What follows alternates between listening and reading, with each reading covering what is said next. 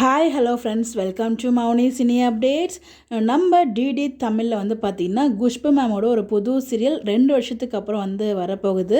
Already அப்டேட்டுமே கொடுத்தோம் யாரெல்லாம் act பண்ணுறாங்க அப்படின்னு சொல்லிட்டு. நம்ம குஷ்பு மேம் வந்து பார்த்திங்கன்னா 2 இயர்ஸ்க்கு அப்புறம் சீரியலில் நடிக்கிறாங்க.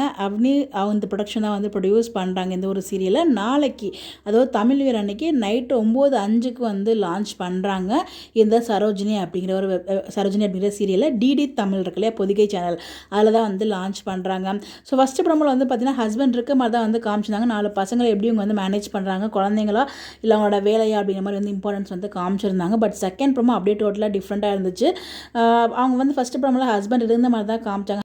காஃபிலாம் கூட போட்டு தருவாங்க, அது மாதிரிலாம் காமிச்சிட்டாங்க. பட் செகண்ட் ப்ரோமோ அப்படியே டோட்டலாக அவங்க வந்து ஹஸ்பண்ட் இல்லாத மாதிரி பூ வைக்கிறது, பொட்டு வைக்கிறது, அது எனக்கு நல்லா இருந்துச்சு. அந்த ப்ரோமோ எனக்கு ரொம்பவே பிடிச்சிருந்துச்சு. நல்ல ஒரு சோஷியல் மெசேஜாக இருந்துச்சு எனக்கு அந்த ப்ரோமோ பார்க்கும்போது. ஆக்சுவலாக அப்போ சொல்லும்போது அவங்க வந்து அவங்க பூ வைக்கும்போதும் சரி, பொட்டு வைக்கும்போது பேக்ரவுண்டில் நிறைய வாய்ஸ் வந்து கேட்கும். பொட்டு வைக்க ஆரம்பிச்சிட்டா, பூ வைக்க ஆரம்பிக்கிறான்னு சொல்லி நிறைய விஷயங்கள் வந்து பேக்ரவுண்டில் பேசிட்டே இருப்பாங்க. ஸோ அதுக்கான ரீசன் வந்து பார்த்திங்கன்னா அவங்க ஹஸ்பண்ட் இறந்துடுறாங்க போல். அதுக்கப்புறம் அவங்க எப்பயும் போல் இருக்காங்க. இந்த பூ பொட்டுலாம் வந்து பார்த்திங்கன்னா சின்ன வயசுலேருந்து வந்து வச்சது.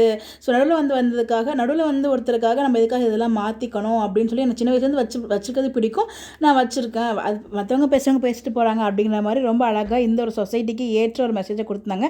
எனக்குமே அது தோணும் தான். பட் அது நம்ம ஊரில் அது ப்ராக்டிக்கலாக வந்து நிறைய பேர் அப்படி தான் பேசிட்டு தான் இருப்பாங்க. பட் நல்ல சோசியல் மெசேஜ் என்னை பொறுத்த வரைக்கும். ஸோ நீங்கள் என்ன நினைக்கிறீங்கன்னு சொல்லி உங்களோட ஒப்பீனியனை மறக்காமல் கமெண்ட். அது வந்து அவங்களோட உரிமை. சின்ன வயசுலேருந்து கல்யாணம் ஆகிறதுக்கு முன்னாலேருந்து அவங்க வச்சுட்டே தான் இருந்தாங்க அந்த விஷயத்தை. ஸோ நடுவில் வந்தால் ஒரு பர்சனுக்காக நம்ம அதை சேஞ்ச் பண்ணணுமா அப்படின்னு கேட்டால் என்னை பொறுத்த வரைக்கும் நான் வந்து கண்டிப்பாக இந்த ஒரு சீரியலுக்கு சப்போர்ட் தான் பண்ணுவேன்.